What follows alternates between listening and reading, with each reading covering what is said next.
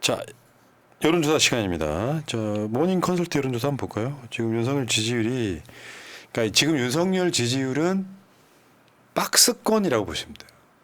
박스권에 제일 우리 얘기 많이 들었던 게 문재인 대통령 지지율 박스권, 문재인 후보 지지율 박스권, 이런 얘기 되게 많이 했잖아요. 옛날에 그게 너무 많이 써먹어가지고 되돌려주고 싶은 거지. 윤석열 지지율이요, 총선 끝나고 지금 40일 넘게 지났거든요. 근데 그때 지지율이 더 이상 안 오르고 거기에 머물러 있는 거예요. 단 빠지지도 않아. 그 윤석열의 전략이 먹혔어. 극우 지지층의 지지율은 안 빠지게끔 하고 있는 지금까지 하는 게. 그래도 너무 똑같으니까 좀 지겹네요. 네. 좀 빠지든지 오르든지 좀 뭔가 변동이 있어야 되는데 너무 똑같으니까 이거 너무- 지난주 건지 의심도 맞아요. 되고. 네. 그런데 여전한 것은 윤석열에 대한 부정평가는 전 세계 1위라는 겁니다. 75%는 윤석열밖에 없어요. 네. 네. 그러니까 대한민국 사람들 4명 중 3명이 너 싫어 하고 있다라고 하면 정말 양심 있는 자 같으면 내려오죠. 아니 지나가는 사람 중에 3명 중에 그러니까 4명 중에 3명이 전체 100명 중에 75명이 너 싫어하고 있는데 나 같으면은 내려가지. 자, 그러니까 윤석열한테는 지금 대통령이라는 이 자리가 자기 소유물인 거예요. 내 건데 네가 왜 난리를 펴니? 뭐 이런 방식인 거죠. 5년짜리가 겁도 없습니다. 예. 5년짜리 부인도 겁이 없죠 지금. 자, 근데요, 여론조사 재밌는 거, 한국갤럽 지금 24%그 언저리에서 지금 왔다 갔다 해요.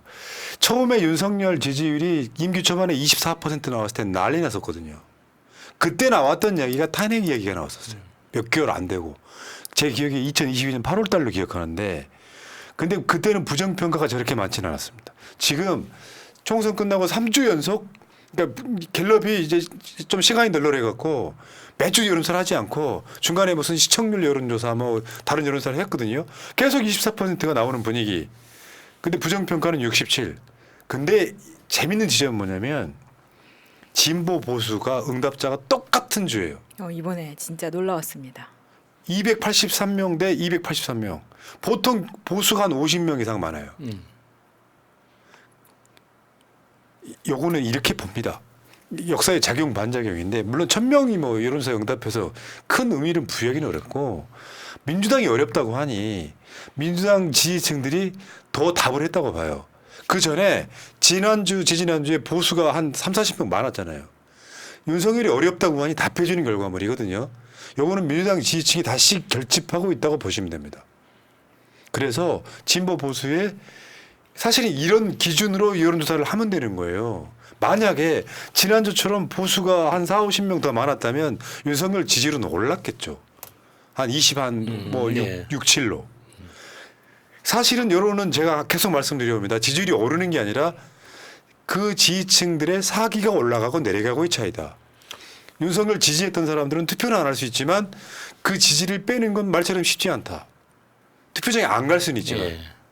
사람 안 바뀐다 이런 얘기고. 이번 여론조사를 그래프로 보면 딱 디렉 이런 겁니다. 저렇게 완전히 폭락하고 나서 계속해서 지금 그 상태로 가고 있는 거예요. 그러니까 24% 25% 저건 그 박근혜가 태블릿 PC 그 인정했던 터지고 나서? 그 9월 그 기자회견 있잖아요. 그 직전 그 기자회견 하기 직전에 지지율이 25%였거든요. 그러니까 그 기자회견 사과 기자회견 하고 대국민 담화 하고 난 다음 날부터 갑자기 폭락해가지고 15, 19 이렇게 떨어졌단 말이죠. 핵심은 뭐냐면 지금 윤석열 지지율이 3주 연속 24%. 민주당 지지율은 3주 만에 지지율 재역전. 이게 조국혁신당이 있기 때문에 지지율에서 어떤 경우는 확 올라가는 경우도 있지만 이런 전화 면접 조사에서는 국민의힘한테 지는 경우도 있거든요. 그러니까 이것도 보면은 민주당 지지층이 다시 결집하고 있다. 여기 볼 수 있고요. 그 다음 거.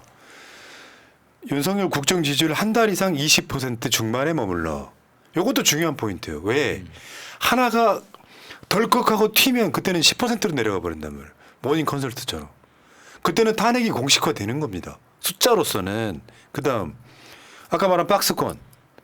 박스권 갖춘 지지율. 그러니까 평상시 때 지지율을 많이 올려놔야 확 빠져도 탄핵 이야기 안 나올 정도가 돼야 되는데 지금 교도소 담장에 있다는 거예요, 저거.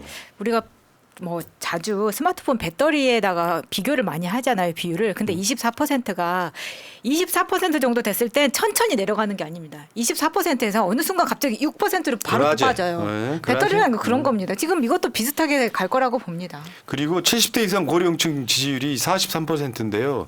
2주 전 대비 14%포인트 빠졌습니다. 이게 안 좋은 시그널이지. 70대마저도. 안 좋은 시그널이죠. 뭐 70대들 입장에서는 자기들한테 좋은 말 한마디 안 해주는데 뭐가 이쁘겠습니까? 그럼 노인들 운전이나 못하게 만들고 그렇죠. 톰 크루즈도 65세인데. 윤석열한테 그렇고요. 그래서 윤석열이 사실 정호성이가 비서관에 임명된 것은 어쩌면 고정 지지층을 묶어두겠다도 있겠지만 한편으로 말하면 이런 것도 있어요. 정호성이 마누라하고 김건희랑 친한 사이인가? 이렇게 생각할 수도 있어요. 우병우가 청와대 들어갈 때랑 비슷한 것이. 아, 그렇죠. 최순실하고 우병우 장모의 사이랑 비슷한 걸 수도 있어요. 뭔지는 모르지만 내가 살다 사면해 주는 건 봤어도 그런 놈을 비서로 채용하는 건 나 태어나 처음 본다 진짜. 그러니까 그 정호성이 그 유죄받았던 게 그 기밀 유출이잖아요. 네.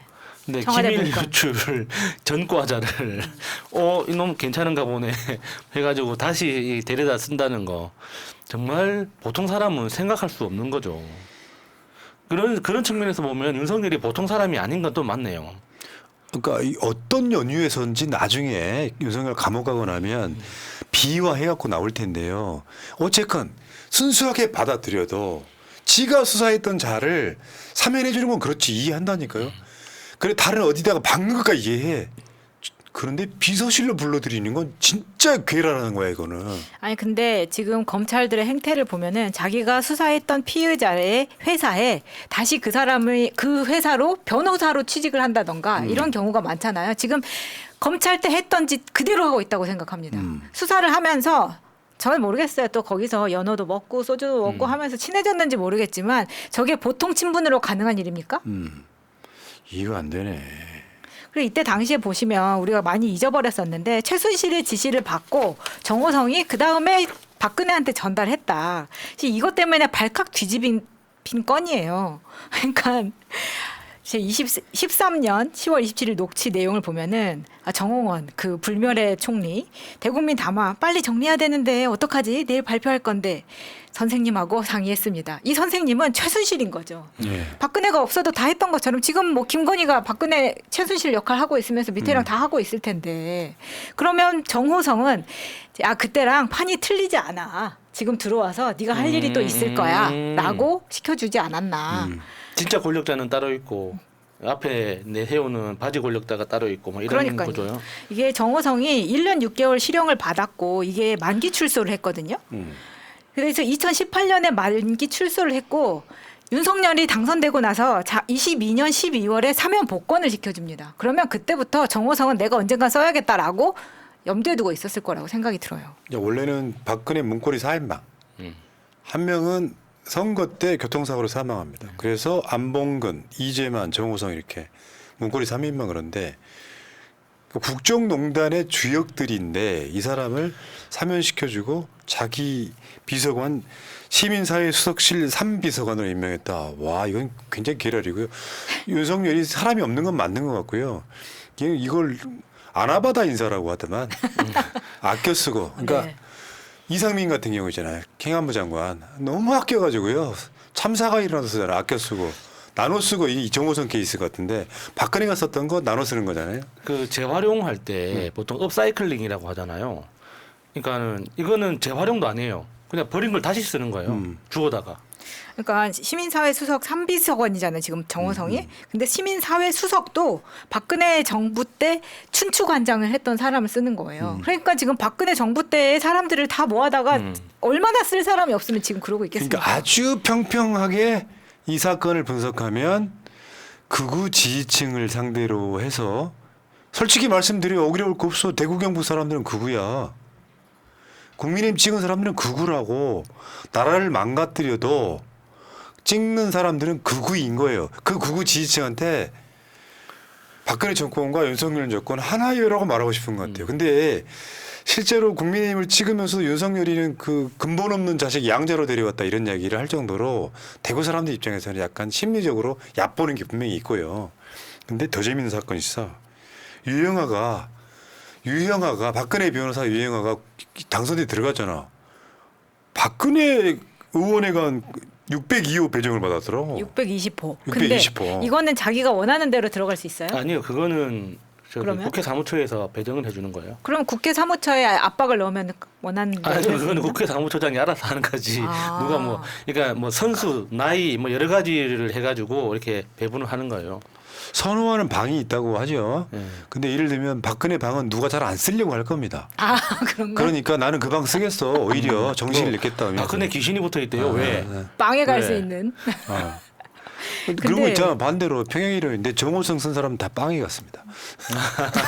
그럴 가능성이 있습니다. 그러니까 제가 그 근무했던 사무실에 최근에 간 적이 있었는데 거기에 김용판 의원이 쓰고 있더라고요. 예.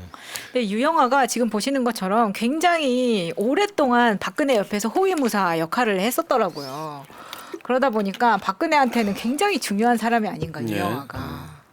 의원회관들 뭐 지금 방 배정이 다 됐을 겁니다.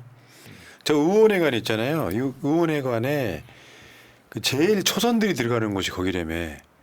창이 없는 안쪽 라인. 그러니까 뷰, 그러니까 뷰가 아예 한강이 없는. 보이는 뷰는 이제 다선이 먼저 들어가고. 근데 반지랑 똑같은 거지. 예. 햇빛이 안 들어오는 반대쪽은 이제 초선 먼저 이제 배치하고 그런 거죠. 자 넘어가겠습니다. 예. 그리고 재밌는 게요. 황운하 의원 방하고요. 김기현 방이 바로 옆에 붙어 있다면서요. 저 이거 너무 스트레스 받을 것 같아요. 아이 뭐 스트레스예요. 뭐 볼 일도 없는데. 그런가? 아, 정치인들은 뭐 그런 부분에서는 네. 지나가다 서로 인사를 하죠. 내년 총선에서 김기현과 맞보고 싶다 이 말이 그대로 됐네요. 예, 진짜 맞붙고 싶네요. 예. 자, 어쨌건 윤석열 지지율 지금 위험해요. 이거 깨달으셔야 되고 내가 봤을 땐 이거 이제 끝장납니다. 결국에는 심리적으로는 이미 탄핵됐다. 근데 정치의 명분의 예술이라고 그랬잖아요. 그러니까 윤석열 탄핵할 수 있는 명분이 지금 지지율로는 이미 나와 있고요. 그게 이제 최혜병 특검 같은 것들, 거부권 행사, 나중에 김건희 특검 등으로 이어지면서 명분 하나 두 개가 쌓이면 끝나는 거다. 저 지지율 저렇게 방어 못하면요. 결국에는 떨어지는데 지지율 방어할 기회가 한 번 있었습니다. 이재명 대표 만나고 나서 변했으면 되는 거예요. 예를 들어서 극우 지지층 지지율 빠지는 걸 걱정하지 말고 최혜병 특검 수용한다. 이렇게 했으면 지지율 저는 30% 이상 올라갔다고 생각해요. 근데 이 머리가 없는 거죠 지금. 현실은. 자 여기까지 말씀드리고요. 로라 아빠님 생일 축하드립니다. 어제는 우리 딸 생일이었습니다. 09년 5월 23일. 와. 우리 딸 덕분에 민주당원이 되었습니다. 아이고 감사합니다. 고맙습니다.